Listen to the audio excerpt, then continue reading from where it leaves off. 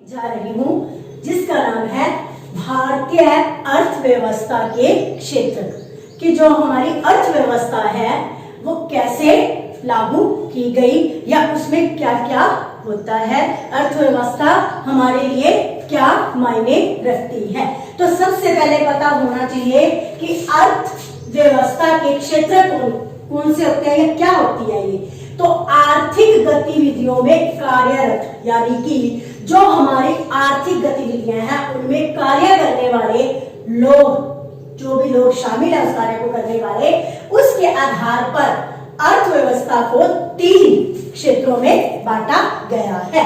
सबसे पहला है प्राथमिक क्षेत्र, उसके बाद आता है आपका द्वितीय क्षेत्र और तृतीय क्षेत्र, यानी कि 3 क्षेत्र में ये चीजें बांटी गई हैं। उसके बाद हमारी अर्थव्यवस्था में कार्य किए जाते हैं।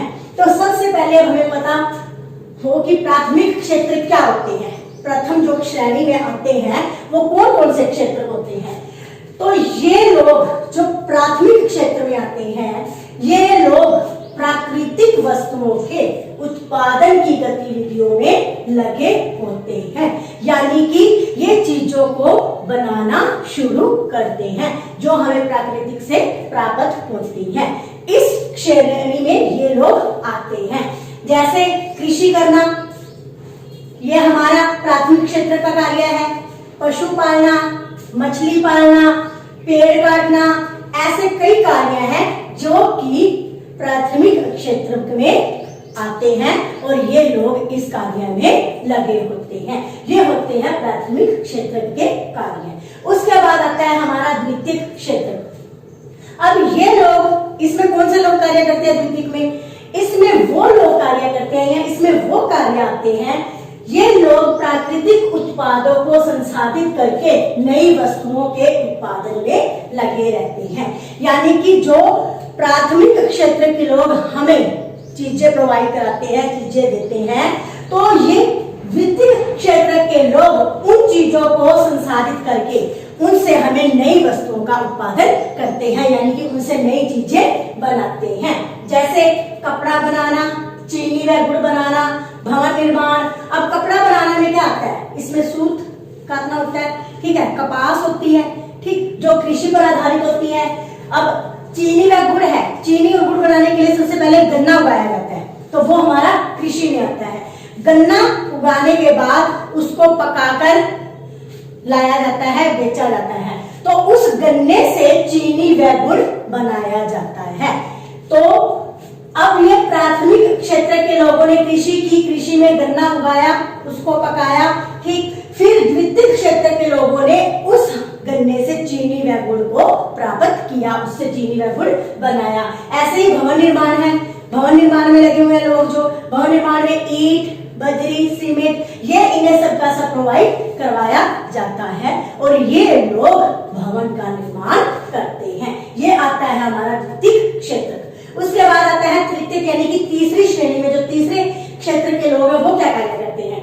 ये लोग उस उत्पादक को, यानी कि जो प्राथमिक और द्वितीय क्षेत्रों को उत्पादन यानी कि सेवाएं प्रदान करते हैं, ये वो आते हैं। यानी कि जैसे कर्मचारी, डॉक्टर, वकील, यानी कि ये लोग इनको सेवाएं देते हैं। जैसे लगा लो, अगर हम किसी कंपनी में, किसी फैक्ट्री में हम कार्य कर रहे हैं, तो जो कार्य करने के लिए हमें आय निश्चित होती है, ये लोग वो आय लेते हैं, इनके काम निश्चित होते हैं। ये आते हैं हमारे तृतीय क्षेत्र में लोग। उसके बाद हमारा है कि सकल घरेलू उत्पाद, यानी कि जीडीपी।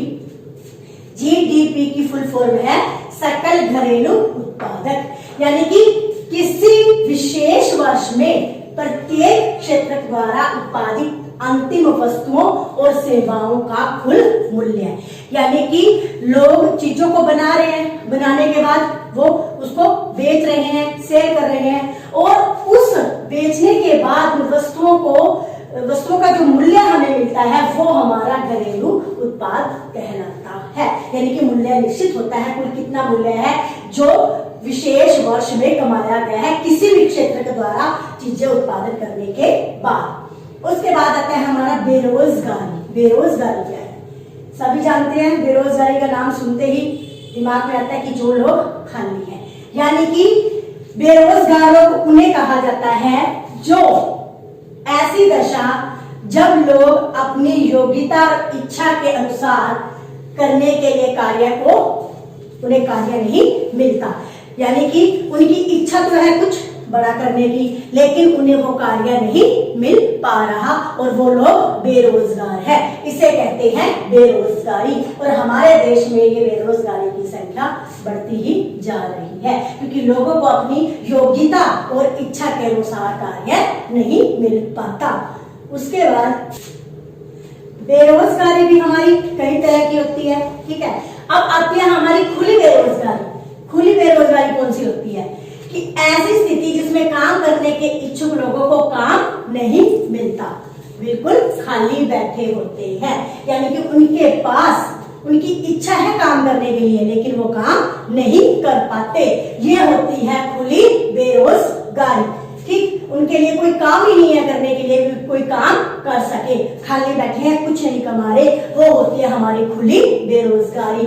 उसके बाद आता है प्रच्छन्न, यानी कि छुपी बेरोजगारी। ये तो हमारी खुली थी कि काम करने के इच्छुक है लेकिन काम नहीं मिल पा रहा, तो ये होगी हमारी खुली। उसके बाद आता है प्रच्छन्न, यानी कि छुपी बेरोजगारी। क्या होती है?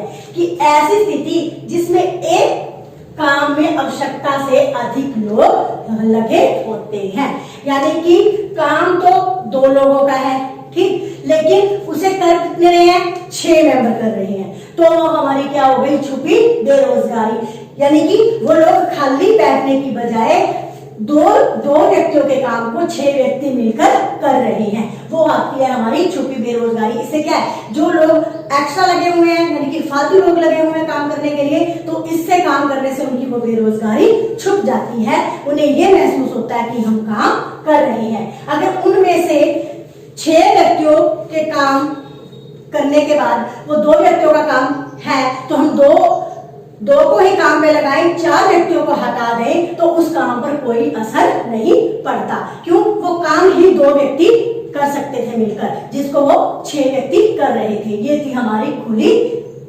छुपी बेरोजगारी, सॉरी। उसके बाद आता है सार्वजनिक क्षेत्र। कौन से होते हैं?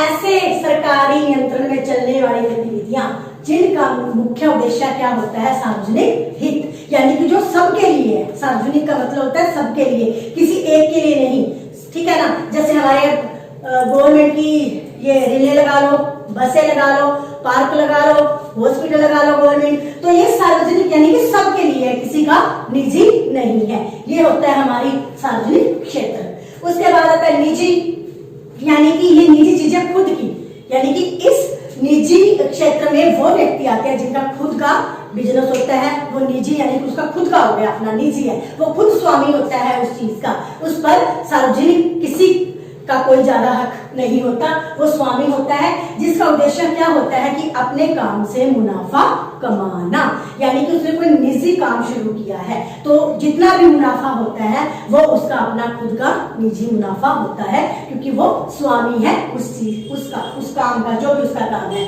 उसके बाद आता है हमारे संगठित क्षेत्र। क्या होते हैं?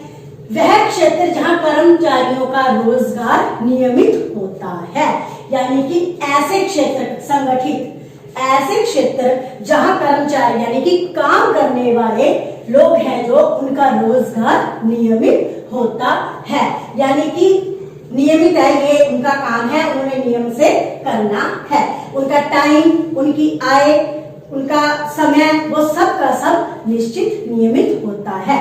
उसके बाद आता है असंगठित। ये वो क्षेत्र है जिसमें रोजगार नियमित नहीं होता, कोई नियम नहीं है रोजगार का, ठीक है। लोग सपोज करो आज किसी काम को कर रहे हैं तो कल अगर उन्हें कोई और काम मिलता है, वो खाली है, तो उस काम को कर सकते हैं, क्योंकि उनके रोजगार का कोई नियम ही नहीं था। उनके काम करने के घंटे, वेतन, समय कुछ भी तय नहीं होता। अगर उन्हें 1 घंटे का काम मिल रहा है तो वो 1 घंटे में उस काम को करेंगे और वापस अपना आएंगे। वेतन भी उनका कोई नियमित नहीं है, ठीक है। समय की कोई पाबंदी नहीं है उनके ऊपर। ये होता है आपका असंगठित क्षेत्र। तो ये आपका सेकंड चैप्टर था। इस चैप्टर को ध्यान से आपने रीड करना है। तो नेक्स्ट वीडियो में हम इसके क्वेश्चन आंसर करेंगे।